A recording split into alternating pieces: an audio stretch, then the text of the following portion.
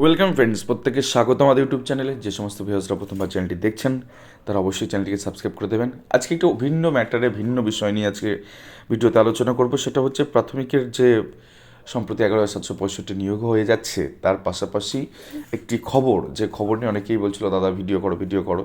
তো সেই খবরটা হচ্ছে এর পরবর্তী ক্ষেত্রে আহ, পর্ষদ সভাপতি গৌতম পালবাবুর তার একটা আশ্বাস তিনি দিয়েছেন যে প্রায় 50,000 শূন্য পদে কিন্তু পরবর্তী ক্ষেত্রে রিক্রুটমেন্ট হতে চলেছে।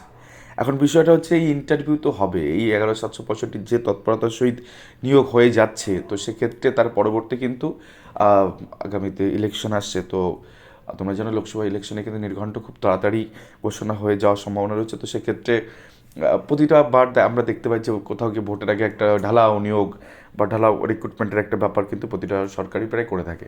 তো এক্ষেত্রে যদি সেই বিষয়টাকে সামনে রাখি, তো এক্ষেত্রে প্রায় অ্যাপ্রক্স 50,000 শূন্য পদের কিন্তু একটা নিয়োগের একটা সম্ভাবনা কিন্তু তৈরি হয়েছে, বা কোথাও গিয়ে পর্ষদের তরফ থেকে এমনটা আভাস পাওয়া যাচ্ছে সূত্র মারফত। তো বিষয়টা হচ্ছে এই 50,000 শূন্য পদের ক্ষেত্রে নিজেকে যদি শর্ট লিস্টে দেখতে হয়, অর্থাৎ কম্পিটিশান কিন্তু ভেরি টাফ। কারণ এইখানে যে 10টি নাম্বার রয়েছে, অর্থাৎ অ্যাপটিটিউড টেস্ট এবং ইন্টারভিউ, এক্ষেত্রে যদি নিজেকে গুছিয়ে না নেওয়া যায় তাহলে কিন্তু সেক্ষেত্রে ভীষণ মুশকিল।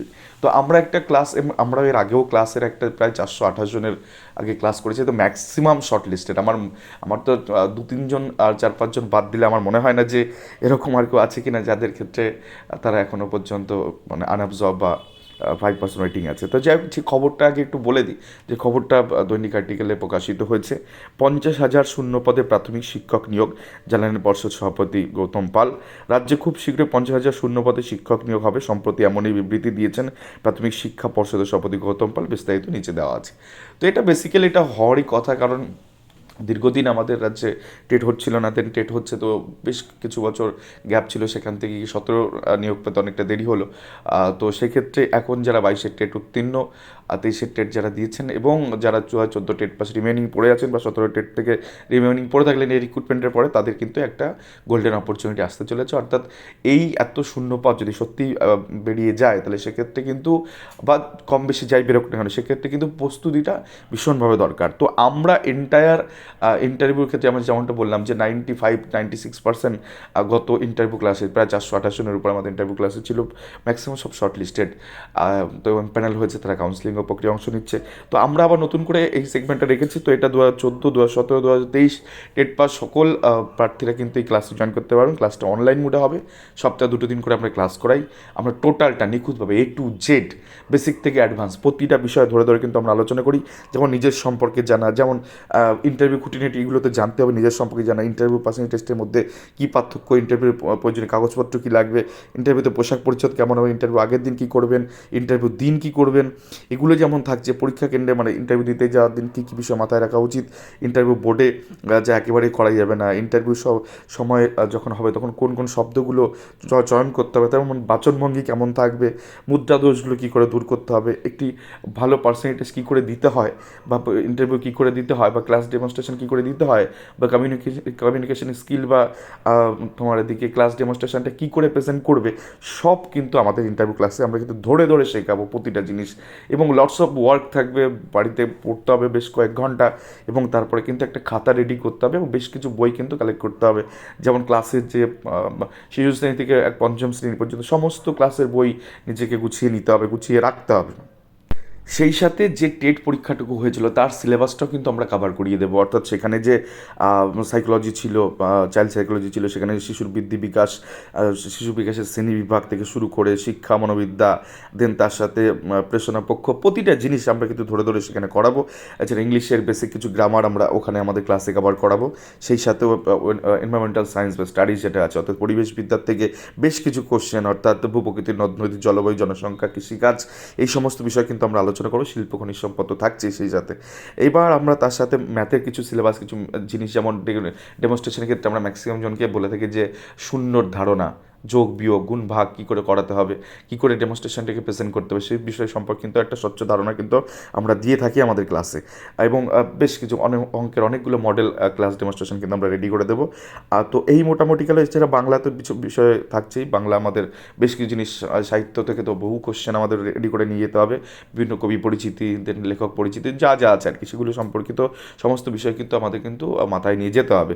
স্বরবর্ণ ব্যঞ্জন বর্ণ সম্পর্কে, হ্যাঁ, মানে প্রতিটা বিষয়, সন্ধিকারক সমাস প্রত্যয় একটু কিন্তু মাথায় নিয়ে যেতে হবে। অর্থাৎ ইন্টারভিউ কিন্তু একটা বড়সড় ব্যাপার, এখানে যে কোনো জায়গা থেকে কোশ্চেন হবে, তো সেইভাবে কিন্তু নিজেকে প্রস্তুতি নিয়ে তবে কিন্তু যেতে হবে, কোনো জায়গায় ছাড়া যাবে না। কারণ এখানে প্রতিটা নাম্বার অফ ফ্র্যাকশন কিন্তু ভীষণ গুরুত্বপূর্ণ। অর্থাৎ হাফ নাম্বার, 0.2 নাম্বার, 0.3 নাম্বার কিন্তু অনেক কিছু মানে ম্যাটার করবে। তো সেক্ষেত্রে আমরা প্রতিটা জিনিস ধরে ধরে কিন্তু এগোবো।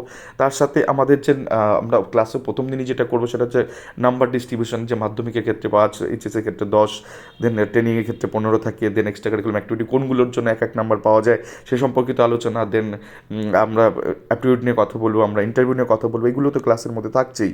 আবার যেমন যে শিশু শ্রেণী থেকে পঞ্চম শ্রেণী পর্যন্ত যে বইয়ের নামগুলো ভীষণ ইম্পর্টেন্ট, সেগুলো যেমন প্রাক প্রাথমিকের ক্ষেত্রে কুটুম কাটা মজারুই যেমন আছে, তো প্রথম শ্রেণীর ক্ষেত্রে আমার বই, যেটা 3টে পর্বে রয়েছে, সহজ পাঠ, স্বাস্থ্যসারী শিক্ষা, জগৎবাড়ি।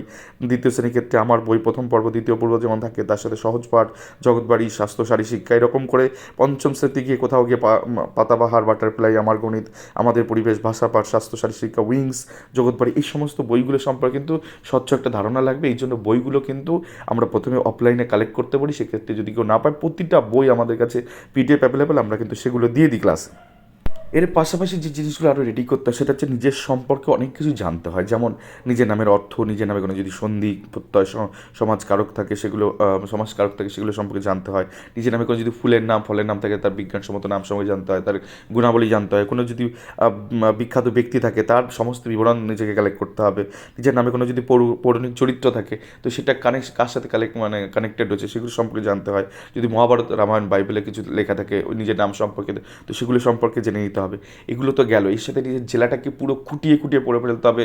জেলার সমস্ত রাস্তাঘাট, নদী নালা, খাল বিল যা আছে জেলার, এডিএম থেকে, ডিএম থেকে, এসপি থেকে, দেন বিডিও থেকে শুরু করে সমস্ত পদাধিকারীদের নাম কিন্তু জেনে যেতে হবে, সেগুলোকে খাতাতে রেডি করে দেবো আমরা। এটা গেল নিজের জেলা। তারপরে আনুষঙ্গিক আশেপাশের জেলাগুলো বিখ্যাত যে সমস্ত জিনিসগুলো আছে, দ্রব্য বা বিভিন্ন নামজাদা যদি কেউ থেকে থাকে সেগুলো সম্পর্কে জানতে হবে। নিজের জেলায় এমএলএ বা মন্ত্রী যারা আছে, এমপি, তাদের সম্পর্কে জানতে হবে। তারপরে আমরা ভারতের মানে পশ্চিমবঙ্গের রীতিভিত্তিতে ঢুকে যাব। সেক্ষেত্রে পশ্চিমবঙ্গের রাজনৈতিক মানচিত্র আগে ধারণা নিতে হবে।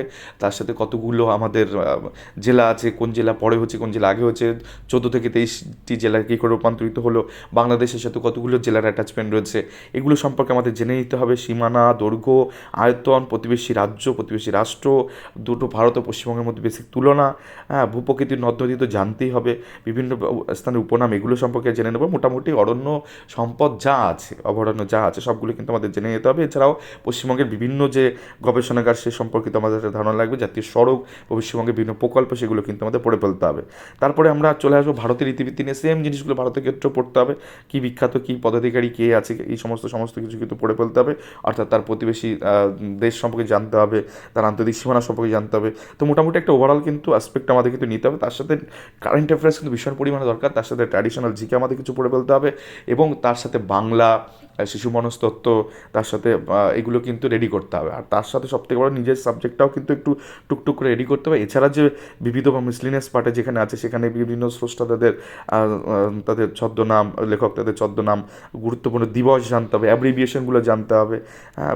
তো এইগুলো কিন্তু আন্তর্জাতিক কিছু সংস্থা সম্পর্কে আইডিয়া থাকতে হবে। আমাদের যে শিক্ষা সংক্রান্ত বিভিন্ন অ্যাক্ট আছে সেগুলো সম্পর্কে একটা ধারণা নিতে হবে।